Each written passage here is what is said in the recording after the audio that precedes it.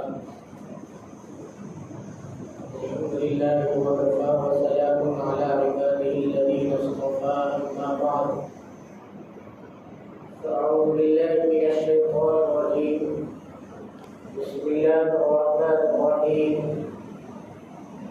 يا أيها الذين آمنوا ادخلوا في السلم كافة صدق الله العظيم رب اشرح لي صدري ويسر لي أمري واحلل عقدة من لساني يفقهوا قولي.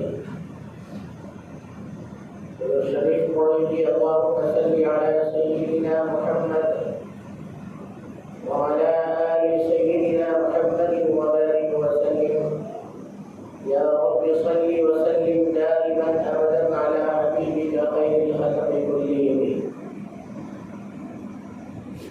محترم بزرگوں اور دوستوں، اللہ تبارک و تعالی نے ارشاد فرمایا کہ اے ایمان والو، اسلام میں پورے کے پورے تم داخل ہو جاؤ. پورے کے پورے تم داخل ہو جاؤ کا مطلب یہ ہے کہ ایک ایمان والا عقیدے کے اعتبار سے بہت مضبوط ہو، ان کا عقیدہ درست ہو. اگر کچھ بھلائی یا اچھائی پہنچے تو وہ یہ سمجھے کہ یہ اللہ تعالیٰ کی جانب سے مجھے اچھائی اور بھلائی ملی ہے، اور اگر کچھ پریشانی اور مصیبت آئی ہے تو وہ یہ خیال کرے کہ ہمارے عمل کی وجہ سے اللہ تعالیٰ نے، عمل بد کی وجہ سے اور گناہوں کی وجہ سے اللہ تعالیٰ نے یہ مصیبت بھیجی ہے. کسی طرح کی پریشانی آئے تو اللہ کی طرف رجوع ہو، اللہ تعالیٰ سے دعا کرے. حالانکہ ایک نماز پڑھنے والا سورہ فاتحہ میں کہتا ہے ایاک نعبد و ایاک نستعین، کہ اللہ ہم آپ ہی کی عبادت کرتے ہیں اور ہم آپ ہی سے مدد بھی چاہتے ہیں. لیکن کیا مصیبت اور پریشانی کبھی کبھی ایسی آ جاتی ہے کہ انسان پریشان ہو جاتا ہے، تو بجائے اللہ کی طرف رجوع کرنے کے آدمی ایسی جگہوں پہ چلا جاتا ہے اور ایسا عمل کر بیٹھتا ہے جو شرک ہوتا ہے یا شرک کے قریب ہوتا ہے، اللہ تعالیٰ سے دور بھاگ جاتا ہے. اس وقت عقیدہ کمزور ہونے لگتا ہے. اچانک کسی بیماری کی وجہ سے کسی کا انتقال ہو گیا، کہتے اگر ایمبولینس جلدی آتا تو بچ جاتا تھا، ڈاکٹر کے ہاں جلدی جاتے تو بچ جاتا تھا. تو گویا ایمبولینس میں طاقت ہے، ڈاکٹر میں طاقت ہے، نعوذ باللہ اللہ میں طاقت نہیں ہوئی. یہ کہہ سکتے ہیں سبب کے درجے میں کہ ایمبولینس یا گاڑی جلدی آتی تو ڈاکٹر کے پاس پہنچ سکتے تھے، لیکن نہیں آئی، انتقال ہو گیا. اللہ کا فیصلہ تھا. ہماری زبان پہ یہ اللہ کا فیصلہ تھا. یہ سبب کی طرف نہ جائے کہ گاڑی جلدی آتی، ڈاکٹر جلدی ملتے، یا ڈاکٹر کی لاپرواہی کی وجہ سے موت ہو گئی. ایسا نہیں، موت تو مقدر میں تھا. ہاں ڈاکٹر کی لاپرواہی الگ چیز ہے وہ، لیکن موت تھا اس کے مقدر میں، اس لیے موت آ گئی. تو عقیدے کے اعتبار سے ہمارا عقیدہ پختہ ہو اللہ کی ذات کے اوپر. اسی طرح سے عبادات میں ہم پختہ ہو، ہماری عبادت اچھی ہو، فرائض واجبات اور مستحبات کا اہتمام ہوتا ہو، نوافل کا اہتمام ہوتا ہو. اسی طرح سے معاملات ہے، معاملات میں چاہے تجارت ہو یا ملازمت ہو، معاملات تجارت کر رہے ہیں اچھی طریقے سے تجارت کریں، ملازمت کر رہے ہیں اچھی طریقے سے ملازمت کریں. جو آدمی اچھائی کے ساتھ اچھے انداز میں جھوٹ نہ بولتا ہو، صحیح بول کے تجارت کرتا ہو، اگر کسی مال میں خامی ہے خامی کو بدلاتا ہو، حضور اکرم صلی اللہ علیہ وسلم نے ارشاد فرمایا کہ اچھا تاجر قیامت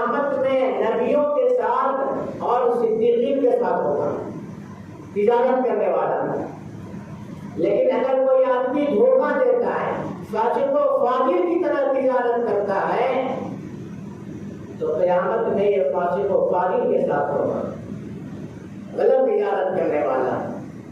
اسی طرح سے معاشرت، جو کئی جمعہ میں اس میں گفتگو ہوئی ہے، جو معاشرت آپس میں ملنا جلنا، یہ معاشرت ہماری اچھی ہو، یہ بہت بڑی بنیاد ہے. یہ عبادات کے اوپر جو احکام ہے اس سے زیادہ معاملات کے اوپر، معاشرت کے اوپر احکام بہت زیادہ ہے. حضور اکرم صلی اللہ علیہ وسلم نے معاشرت کے سلسلے میں بہت اہم بنیادی بات بتائی اور فرمایا المسلم من سلم المسلمون بلسانه ويده. مسلمان کی تعریف بتائی. اب ہم لوگ سب یہاں پہ ہیں، میں بول رہا ہوں آپ سن رہے ہیں، میں نماز پڑھاتا ہوں آپ نماز پڑھ رہے ہیں. کیا ہم یہ کہہ سکتے ہیں کہ ہم سچے اور پکے مسلمان ہیں؟ میں اپنے بارے میں کہتا ہوں، کیا مسلمان کہلانے کے مستحق ہیں؟ حضور اکرم صلی اللہ علیہ وسلم نے ارشاد فرمایا کہ مسلمان کہلانے کا مستحق وہ آدمی ہے کہ جس کے ہاتھ اور زبان سے معاشرے کے لوگ اچھے ہوں، یعنی ہماری ذات سے کسی کو تکلیف نہیں پہنچتی ہو تو ہم اچھے مسلمان ہیں.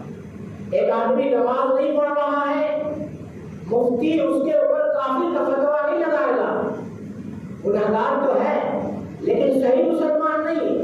ایک مسلمان جو اپنے زبان سے اور اپنے ہاتھ سے یا اپنے کسی اور دوسرے اعضاء سے، اپنے کسی اور انداز سے کسی مسلمان کو تکلیف پہنچاتا ہے یا کسی غیر مسلم کو تکلیف پہنچاتا ہے یا کسی جانور کو تکلیف پہنچاتا ہے تو مفتی کہے گا کافر تو نہیں ہے لیکن یہ سچا پکا ایمان والا نہیں، ہم مسلمان کہلانے کے لائق نہیں.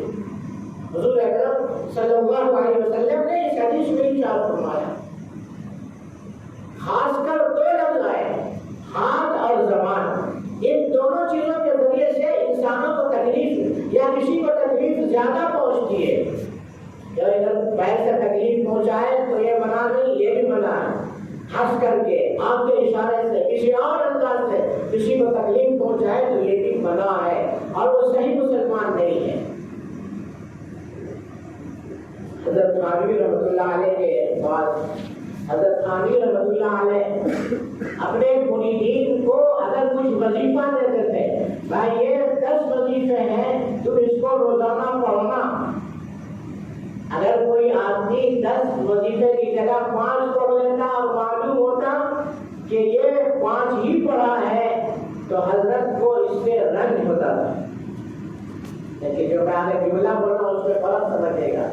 مثال کے طور پر حضرت نے 10 وظیفہ دیا، 5 ہی پڑھا تو حضرت سنتے تھے، معلوم ہوتا تھا کہ میرا فلاں مرید 5 ہی مرتبہ وظیفہ پڑھا تو حضرت کو رنج ہوتا تھا.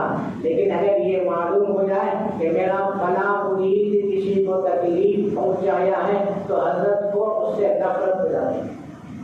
بہت فرق ہے دونوں میں. وظیفہ نہ پڑھنے پر رنج ہوتا تھا، غم ہوتا تھا، اور اگر کسی کو تکلیف پہنچائے تو نفرت ہو جاتی ہے. حضرت فرماتے تھے کہ عابد بننے، نیک بننے کے لیے بہت سے خانقاہ اللہ والے موجود ہیں.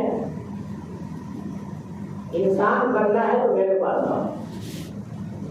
انسان بننا بڑی بات ہے.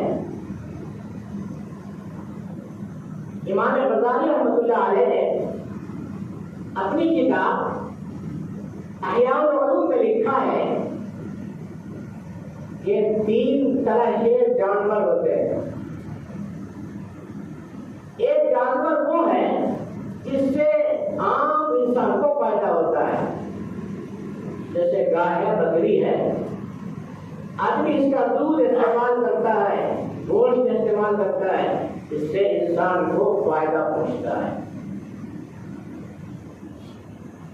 دوسرا جانور وہ ہے جس سے انسان کو تکلیف پہنچتی ہے، سانپ، بچھو وغیرہ اس طرح کی شمار کر لیجیے آپ۔ تیسرا جانور وہ ہے جس سے انسان کو کوئی تکلیف نہیں پہنچتی ہے، فائدہ نہیں پہنچتا ہے، گیدڑ ہے، لومڑی وغیرہ ہے، اس سے کسی کو تکلیف نہیں پہنچتی، فائدہ نہیں ہے تو تکلیف بھی نہیں ہے۔ تو امام غزالی رحمۃ اللہ علیہ نے ارشاد فرمایا کہ اے انسان، تیرا مقام بہت زیادہ ہے، تو اشرف المخلوقات ہے، تمام مخلوقات میں سب سے بہتر، اشرف، اکرم، معظم ہو تمہارا مقام بہت بلند ہے، تم انسان ہی بن کر کے رہو، لیکن اگر تم انسان بننا نہیں چاہتے ہو، جانور والی صفت اختیار کرنا چاہتے ہو تو سنو، جانور ہی اگر تم کو بننا ہے تو جو پہلی صفت ہے کہ وہ انسان کو فائدہ پہنچاتا ہے، ویسے جانور بن جاؤ، بکری بن جاؤ، گائے بن جاؤ کہ انسان کو فائدہ ہو جائے۔ اور اگر تم اس سے نیچے اتر کے جانور بننا چاہتے ہو تو لومڑی اور گیدڑ بن جاؤ کہ اگر کسی کو فائدہ لگے تو نقصان بھی نہیں پہنچے۔ اور فرمایا اس سے زیادہ نیچے مت اترو، تیسری طرح کے جانور مت کرو کہ تمہاری ذات جیسے جانور سے تکلیف پہنچتی ہے تم سے بھی کسی کو تکلیف پہنچے، ایسے جانور مت کرو۔ تو حضرت خامد رحمۃ اللہ علیہ فرمایا کرتے تھے کہ انسان بننا بڑا مشکل مسئلہ ہے۔ حضور اکرم صلی اللہ علیہ وسلم نے ارشاد فرمایا کہ تمہارے ہاتھ سے اور زبان سے کسی کو تکلیف نہ پہنچے۔ یہ زبان اللہ تبارک و تعالیٰ کی بہت بڑی نعمت ہے، گوشت کا ایک چھوٹا سا ٹکڑا ہے، لیکن یہ زبان ایک ایسی چیز ہے کہ دوست کو دشمن بنا دیتا ہے، دشمن کو دوست بنا دیتا ہے، جنتی کو جہنمی بنا دیتا ہے، جہنمی کو جنتی بنا دیتا ہے۔ ایک کافر 70 سال تک خود کی عبادت کرتا رہا، اللہ کی نافرمانی کرتا رہا، 70 سال کی عمر ہو گئی، ایک مرتبہ کہہ دیا اشہد ان لا الہ الا اللہ واشہد ان محمدا عبدہ ورسولہ، جنتی ہو گیا۔ ایک مسلمان جو 70-80 سال تک روزہ رکھتا رہا، نماز پڑھتا رہا، تہجد پڑھتا رہا، صدقہ و خیرات کرتا رہا، جنت کے کام کرتے رہے، لیکن کوئی ایسا مرحلہ آیا کہ وہ ایمان کو چھوڑ دیا، کفر کی طرف چلا گیا، زبان سے کوئی ایسی بات کہہ دی، کفر کی طرف چلا گیا، جہنم کی طرف چلا گیا۔ تو زبان بہت بڑی نعمت ہے، اللہ تعالیٰ نے جو بولنے کی صلاحیت دی ہے، جو بولتے ہیں، جن کے پاس زبان نہیں ہے، جو نہیں بول سکتے ان سے اندازہ کیجیے۔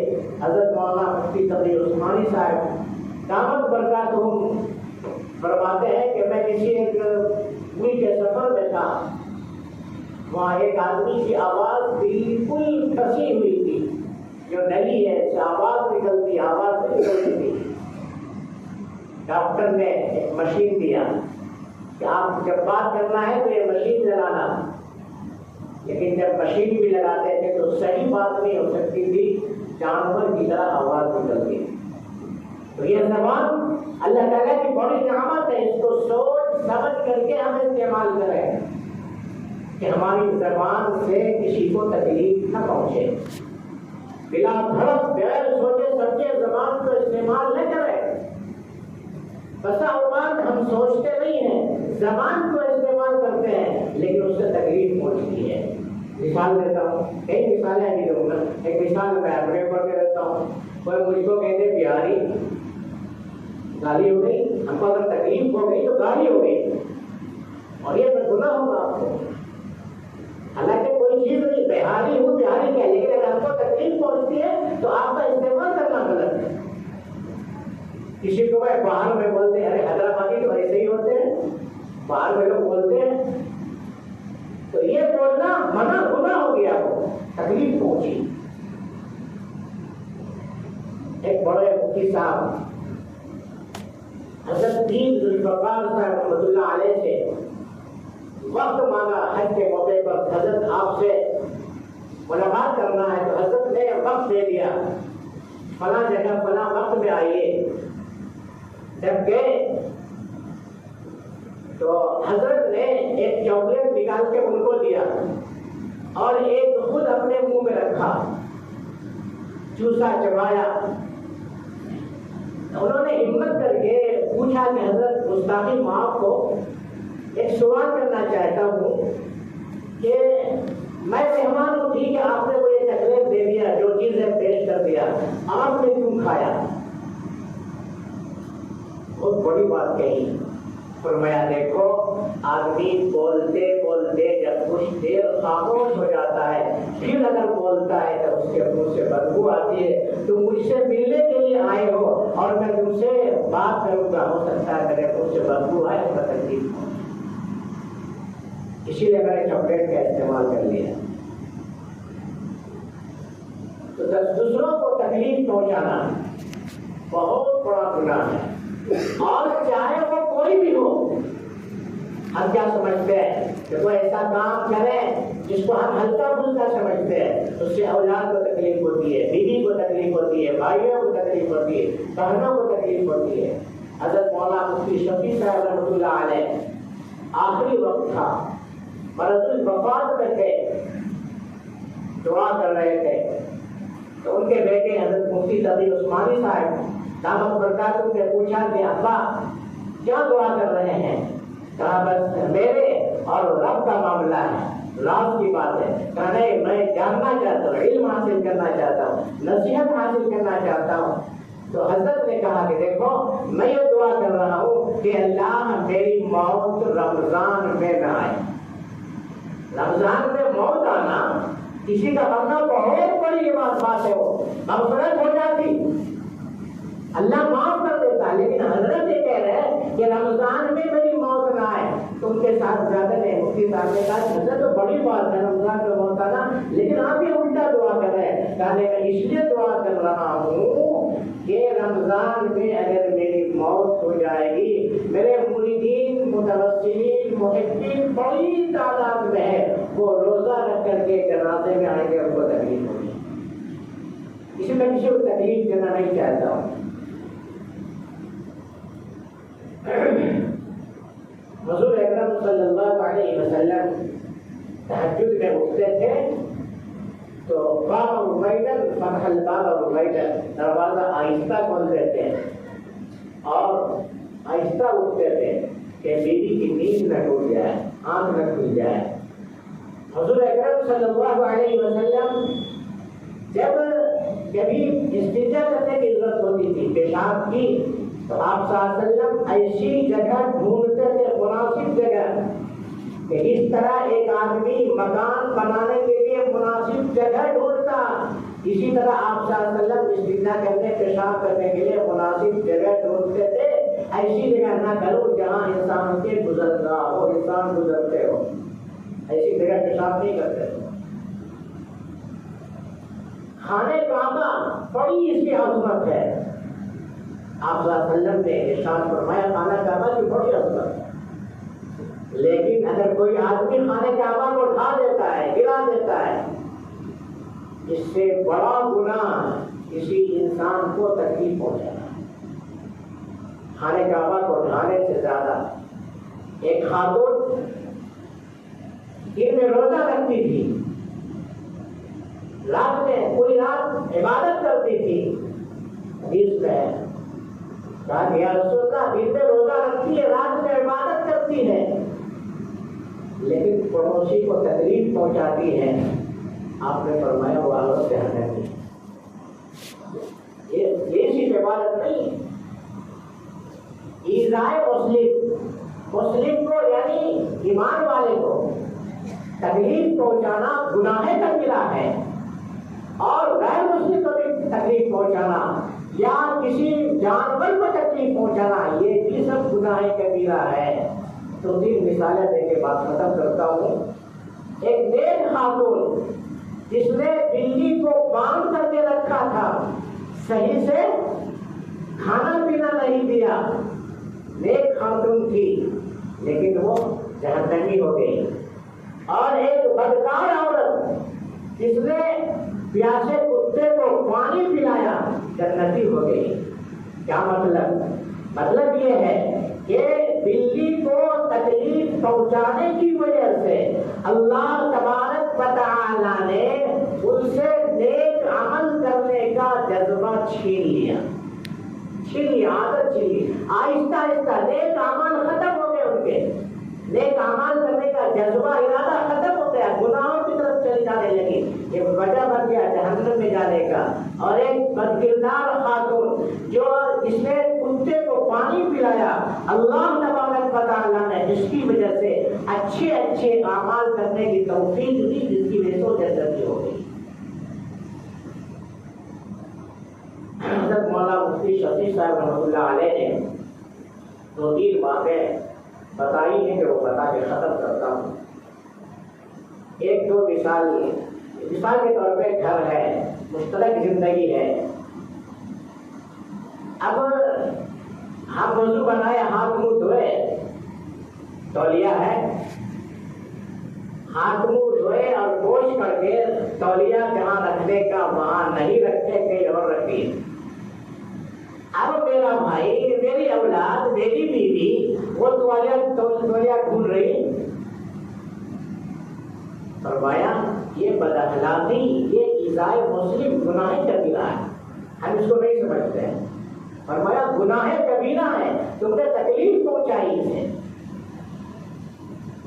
اسی طرح سے گلاس ہیں، لوٹے ہیں اور برتن سب سوچ لیجیے۔ ایک آدمی ہے جو بہت جلدی میں جا رہا ہے، جلدی ہے، کوئی جلدی ہے، اس کو آپ کہتے السلام علیکم، مسافہ کے لیے ہاتھ بڑھا دیا۔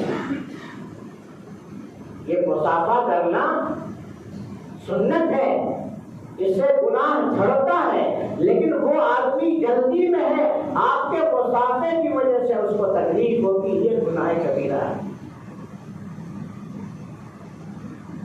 حجر اسود کو بوسہ دینا ثواب کا کام ہے، لیکن اگر کسی کو دھکا مکا کر کے حجر اسود کا بوسہ دے رہے ہیں، یہ گناہ کبیرہ ہے۔ ایک اور کئی مرتبہ ہوتا ہے، اب وہ عشاء کے بعد نکل گئے دوستوں کے ساتھ، گھر میں گھر والی کھانا نکال کے دسترخوان پہ انتظار کر رہی ہے۔ اب آتے 11 بج گئے، گھر آئے اور کہا میں کھانا کھا لیا۔ اب اتنی تکلیف ہوگی ان کو، تو کھانا آپ کو باہر ہی کھانا تھا، تو پہلے آپ کو اطلاع دے دینا تھا۔ یہ کیا سمجھے بیوی میری غلام؟ فرمایا یہ بھی گناہ کبیرہ ہے۔ ایک بیوی کو آپ نے تکلیف پہنچایا، گناہ کبیرہ ہے۔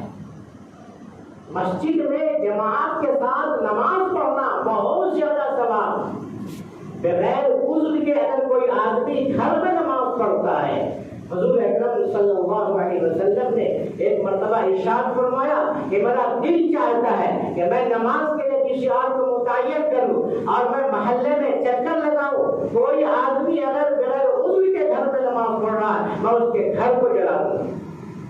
وہ مسجد میں آ کے نماز پڑھے، جماعت کے ساتھ نماز پڑھنا ضروری ہے، لیکن کسی آدمی کو ایسی بیماری ہے جس سے دوسروں کو تکلیف ہو سکتی ہے اور اس بیماری سے کیسی بدبو آتی ہے، تو اس آدمی کے لیے مسجد میں آنا ناجائز، مسجد میں آنا ناجائز۔ وہ گھر میں نماز پڑھے، گھر میں نماز پڑھے، مسجد میں نہ آئے۔ میرے دوستو، حضور اکرم صلی اللہ علیہ وسلم نے ارشاد فرمایا کہ صحیح مسلمان وہ ہے کہ جس کے ہاتھ سے اور زبان سے دوسرے مسلمان، دوسرے مخلوق محفوظ رہے، وہی صحیح مسلمان ہے۔ زبان اور ہاتھ اور کسی اور کے ذریعے سے تکلیف نہ پہنچائے۔ اللہ تعالیٰ سب کا عمل کی توفیق عطا فرمائے۔ وما علینا الا